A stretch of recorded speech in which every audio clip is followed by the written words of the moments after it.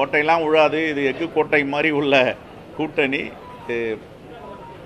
இந்த தலைமுறைக்கு மட்டுமல்ல, அடுத்த தலைமுறைக்கான கூட்டணி. ஆகவே எந்த ஓட்டையும் விழாது. உறுதியான கூட்டணியாக இருக்குது.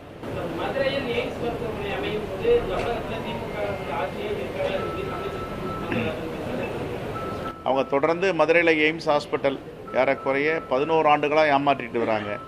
இது எப்பொழுது அடிக்கல் நாட்டப்பட்டது, எப்பொழுது நிதி ஒதுக்கப்பட்டது? வட மாநிலங்களில் இருக்கின்ற எய்ம்ஸ் புதிய மருத்துவமனைக்கெல்லாம் ஒன்றிய அரசுடைய இந்தியாவுடைய நிதி.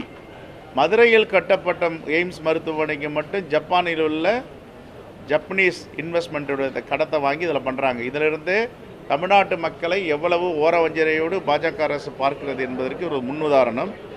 ஆனால் ஒன்று மட்டும் சொல்லுகிறோம், எய்ம்ஸ் வருவதற்கு முன்பாக பெருந்தலைவர் காமராஜர் காலத்திலே நம்முடைய தமிழ்நாட்டிற்கு மருத்துவ கட்டமைப்பை வலிமையான கட்டமைப்பாக உருவாக்கியிருக்கிறார்கள்.